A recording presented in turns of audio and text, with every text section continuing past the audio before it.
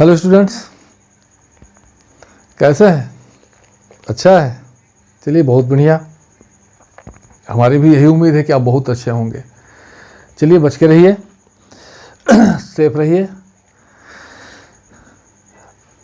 आज साइंस और chapter 3 synthetic fibres and plastics, संश्लेषित रेशे और प्लास्टिक के बारे में आप पढ़ेंगे। स्टूडेंट्स, वीडियो शुरू करने से पहले आपको बताना चाहेंगे कि बहुत सारे गार्जियन के कंप्लेन आ रहा है कि आप गार्जियन से तो मोबाइल ले रहे हैं, लेकिन आप पढ़ने के जगह पे आप गेम खेल रहे हो, पबजी खेल रहे हैं, फ्री फायर खेल रहे हैं। ये कमेंट आया, गार्जियन का फ़ोन आया है, सर एक परेशान कर दिया है, मोबाइल ले लेता है और एक गेम खेलता है। वैसे भी देखने के बाद भी पता चलता है वीडियो में कि कोई 1.5 मिनट देखता है, कोई 2 मिनट देखता है। ऐसा नहीं कि यहाँ पता नहीं चलता है कि कौन कितना देख रहा है। जब आप वीडियो खोलते हैं तो यहाँ आप पूछिएगा जो यूट्यूबर हैं, पता चल जाता है कि किसने जो है कितना देखा है। और गार्जियंस, आप पूरे दिन भर मोबाइल ले रहे हैं पढ़ने के नाम पर और खेल रहे हो गेम। सारा हिसाब होगा स्कूल खुलने के बाद, इस बात को याद रखना। और जो पढ़ रहे हो कमेंट लिखा करो, व्हाट्सएप नंबर ले लो, देंगे आपको लास्ट में। आप लिख के बताएं कि सर हमने पढ़ा है। आप वीडियो को देखिए, तभी जो है आपको समझ में आएगा। और स्कूल खुलने के बाद आपको मौका भी मिलेगा नहीं दोबारा कि आपको फिर दोबारा पढ़ाया जाए। इसलिए जो भी बातें बताई जा रही हैं ध्यान से सुनिए। नोट्स आपके जो है भेजे जा रहे हैं, नोट्स बनाइए। अगर कहीं डाउट है तो आप तुरंत पूछिए कि सर इस क्वेश्चन को दोबारा बता दीजिए या फिर समझा दीजिए। इसलिए गार्जियन को परेशान मत करिए। आप मोबाइल ले रहे हैं तो गेम मत खेलिए, कॉमेडी मत देखिए, कार्टून मत देखिए, पढ़ाई करिए। तो ये आपके लिए वार्निंग है कि स्कूल खुलने के बाद सारे नोट्स आपके चेक होंगे। आपको पूछे जाएंगे क्लास में खड़ा करके कि आप पढ़ाइए, हमने क्या आपको पढ़ाया। तो इस चीज़ को आप ध्यान रखिए कि गेम मत खेलिए, पढ़ाई करिए। चलिए, chapter 3 synthetic fibres and plastics. आप पिछले क्लासों में, पिछले क्लास 7 में आप पढ़ चुके हैं कि there are 2 types of fibres, natural fibres and man made fibres, जिसे हम आर्टिफिशियल फाइबर भी कहते हैं। 2 तरह के फाइबर के बारे में आप पिछले क्लास में पढ़े हैं,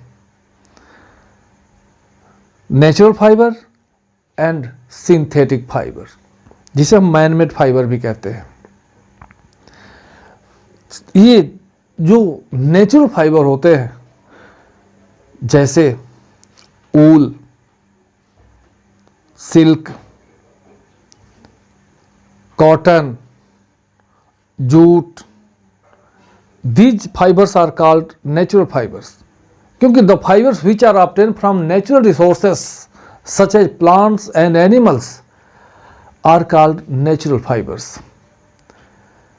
and the substances which are prepared from chemicals are called man-made fibers or synthetic fibers। ऐसे फाइबर्स जो जंतुओं से, नेचुरल स्रोतों से, जैसे प्लांट्स और एनिमल से प्राप्त किए जाते हैं, ऐसे फाइबर्स को हम नेचुरल फाइबर कहते हैं। और ऐसे फाइबर्स जो सिंथेटिक तौर पे, मतलब 2 या 2 से अधिक केमिकल्स को मिला करके मानव के द्वारा बनाया जाता है, इस प्रकार के फाइबर को हम synthetic fibres, man made fibres कहते हैं। तो ये फाइबर्स 2 तरह के, नेचुरल फाइबर और मैन मेड फाइबर। ये जो सिंथेटिक फाइबर्स होते हैं ये केमिकल से बनते हैं, जिसमें 2 या 2 से अधिक सब्सटेंस मिलकर के आपस में जो है ये बनते हैं। आइए थोड़ा जानते हैं मोनोमर्स एंड पॉलीमर्स। मोनोमर्स आपके शब्द में टर्म है मोनोमर्स और दूसरा है पॉलीमर्स। Monomers and polymers.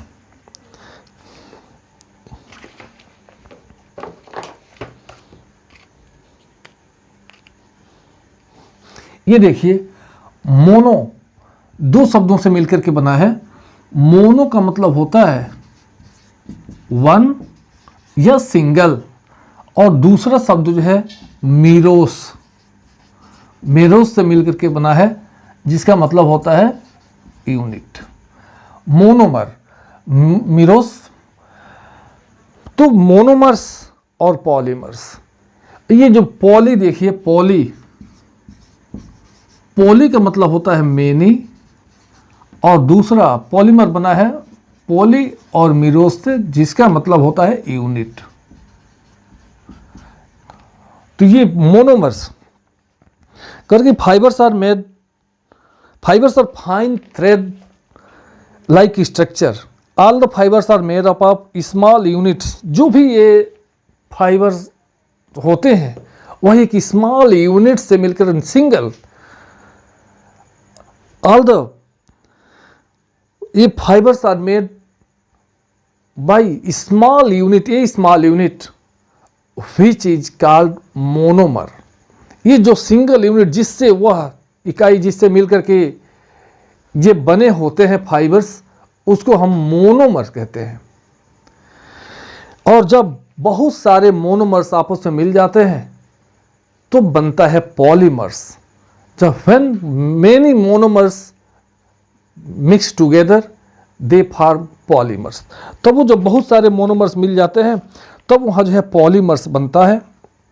और देखो, पॉली मीन्स होता ही है मेनी, और मीरोस का मतलब होता है यूनिट। जिससे बहुत सारे यूनिट मिल जाए वो जो होते हैं वो पॉलीमर्स कहलाते हैं। और जब ये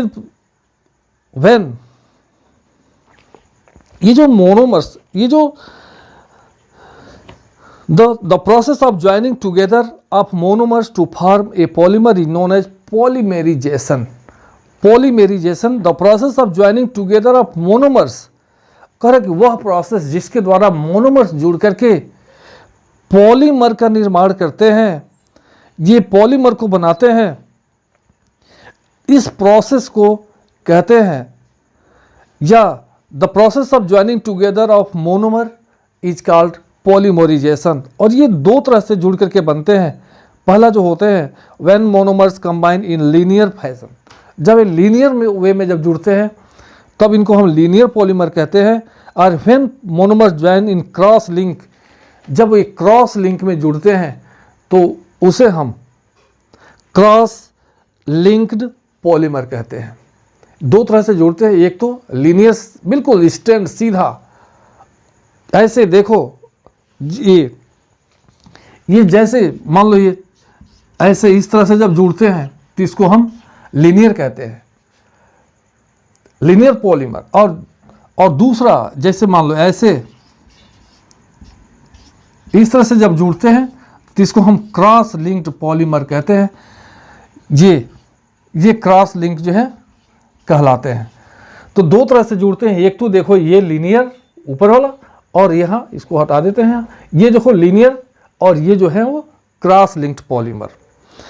तो इस तरह से दो तरह के ये पॉलीमर ये जुड़ करके बनाते हैं। तो ये cross linked polymer natural and synthetic polymers. ये जो पॉलीमर्स होते हैं ये नेचुरल भी हो सकते हैं और सिंथेटिक भी हो सकते हैं। अभी जो ऊल, कॉटन, जूट, सिल्क, इसके जो पॉलीमर होते हैं ये नेचुरल पॉलीमर कहलाते हैं। और जो सिंथेटिक होते हैं जैसे नायलॉन, रेयॉन, ये सिंथेटिक पॉलीमर कहलाते हैं। इसी में देखो इसमें जो होते हैं जो पॉलीमर्स कैन बी नेचुरल और synthetic fibres like wool, cotton and silk are made up of natural polymers. Cotton is purest natural form of cellulose. कह रहा है कि ये जो कॉटन है, ध्यान से सुनो, cotton is the purest natural form of cellulose. करे सेलुलोज का ये जो कॉटन होता है वो सेलुलोज का प्यूरेस्ट नेचुरल फॉर्म होता है, प्यूरेस्ट फॉर्म होता है। Protein present in our body are polymer of small unit called amino acid. और हमारे शरीर में जो प्रोटीन पाया जाता है वह जो होता है वह एमिनो एसिड का स्मॉल यूनिट होता है। और जो सिल्क होते हैं, जो सिल्क प्राप्त किया जाता है, वह सिल्क फाइबर जो होता है वह सेरिसिन और फाइब्रोइन नामक प्रोटीन का बना हुआ होता है। तो इस तरह से ये जो फाइबर्स दो तरह के, नेचुरल और आर्टिफिशियल अथवा मैनमेड। आइए, चूंकि आप नेचुरल फाइबर्स पिछले क्लास में पढ़ चुके हैं, इस क्लास में आपको पढ़ना है सिंथेटिक फाइबर्स के बारे में। तो आइए जानते हैं properties and usage of synthetic fibres. ये जो सबसे पहला जो है वह है रेयॉन। पहला सिंथेटिक फाइबर इसमें जो आपको पढ़ेंगे वह पढ़ेंगे आप रेयॉन के बारे में। ये रेयॉन के बारे में आप पढ़ेंगे। देखो, rayon is the first synthetic fibre produced artificially. करके रेयॉन पहला आर्टिफिशियल फाइबर है जिसे पहले बार बनाया गया था। तो रेयॉन फर्स्ट सिंथेटिक फाइबर है जिसे आर्टिफिशियली जो है पहले बनाया गया था। इसे कहाँ से प्राप्त करते हैं? It is obtain from cellulose of wood pulp. Wood pulp के सेलुलोज से रेयॉन प्राप्त किया जाता है। चूंकि ये जो, अब आपके दिमाग में क्वेश्चन आएगा कि सर कि जो रेयॉन है उसे हम वुड पल्प से प्राप्त करते हैं, वुड पल्प लकड़ी के से, तो फिर हम इसे आर्टिफिशियल क्यों कहते हैं? क्योंकि ये तो पौधों से प्राप्त हो रहा है, पौधे के स्टेम से प्राप्त हो रहा है, उसके पल्प से प्राप्त होता है। फिर हम इसे क्यों हम आर्टिफिशियल कहते हैं? इसे तो नेचुरल कहना चाहिए। लेकिन आपको बताएं, ये भले ही इसको जो है नेचुरल ये पॉलीमर है, लेकिन लेकिन इसको बनाने में बहुत सारे केमिकल्स का यूज किया जाता है, इसलिए इसे हम आर्टिफिशियल अथवा मैन मेड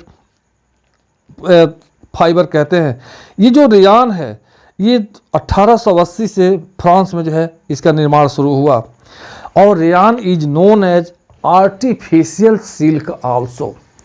रेयॉन को आर्टिफिशियल सिल्क के नाम से भी जाना जाता है, क्योंकि देखने में बिल्कुल सिल्क के जैसा ही दिखाई देता है, लगता है। कह कि it is also called artificial silk as it has silk like appearance.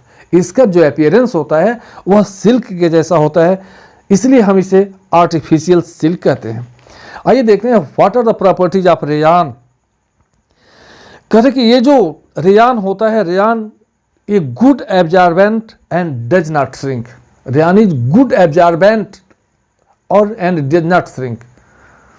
बहुत अच्छा एब्जॉर्बेंट होता है और श्रिंक भी नहीं होता है। और यह it is cool to wear, पहनने में जो है कूल होता है। और इसे it is dyed in different colours easily. इसे हम आसानी से जिस कलर में चाहें उस कलर में हम इसको डाई कर सकते हैं। तो ये कुछ प्रॉपर्टी रही रेयॉन की। आइए देखते हैं एडवांटेज क्या है, advantage and usage of rayon. Rayon की advantage, it is cheaper to produce compare to natural fibre. करे कि अगर नेचुरल फाइबर चूंकि बहुत कॉस्टली होता है, इसकी जगह पे अगर हमें रेयॉन को लेते हैं तो हमें नेचुरल फाइबर के जैसा फीलिंग होती है। और यह फीलिंग तो होती है नेचुरल फाइबर जैसे, और यह सस्ता भी होता है। इट इज चीपर, और इसे आसानी से नेचुरल फाइबर के साथ मिक्स किया जा सकता है। जैसे ऊल हो गया, कॉटन हो गया, अन्य फाइबर के साथ इसे आसानी से मिक्स किया जा सकता है। और इसका टेक्सटाइल और कारपेट इंडस्ट्री में बहुत ज़्यादा यूज होता है। इसका प्रयोग जो है बैंडेज को बनाने में भी इसका प्रयोग किया जाता है। तो स्टूडेंट्स, वीडियो लगभग 15 मिनट का हो चुका। तो स्टूडेंट्स, अगले वीडियो में फिर से मिलते हैं। तब तक के लिए बाय बाय, जय हिंद, जय भारत। और एक बात और याद रखिए, देखो जितने भी वीडियो हमने बनाया 6 में तो बहुत ज़्यादा बच्चे पढ़ रहे हैं, क्योंकि उन लोगों ने हमारे चैनल को बहुत सब्सक्राइब किया है। 6 के बच्चे जो हैं वह लगभग 150-150 के आसपास सब्सक्राइब कर चुके हैं। लेकिन 8 वालों को देखो, ये आज तक अभी जो है इतने बड़े हो करके इतने मेहनत से पढ़ा रहे हैं। देखो पसीना दिखाई दे रहा है तुमको, देखो कितना मेहनत करते हैं। इतने गर्मी में जो है आदमी वीडियो बनाता है, देखते नहीं हो। अरे कम से कम चैनल को तो सब्सक्राइब कर लो, तो ताकि पता चले कि कौन कौन पढ़ रहा है। तो चैनल को सब्सक्राइब करिए आप लोग 8 वाले, और कहीं डाउट होता है पूछिए। और चैनल सब्सक्राइब करते हो तुरंत हमारे पास कमेंट मैसेज आता है कि इसने सब्सक्राइब किया, और पढ़ने के बाद उसमें कमेंट करके हमें बताओ। तो चैनल को सब्सक्राइब ज़रूर कर लीजिए, ताकि जैसे ही हम कोई मटेरियल हम आप डालें तुरंत जो है आपके पास पहुंच जाए। तो उम्मीद करता हूं कि हमारी उम्मीद पर आप खरे उतरेंगे, चैनल को सब्सक्राइब जरूर करेंगे और वह नाम आपका हमारे पास आए। तो आज के वीडियो में बस इतना ही। बाय बाय, जय हिंद, जय भारत। स्वस्थ रहिए और मस्त रहिए।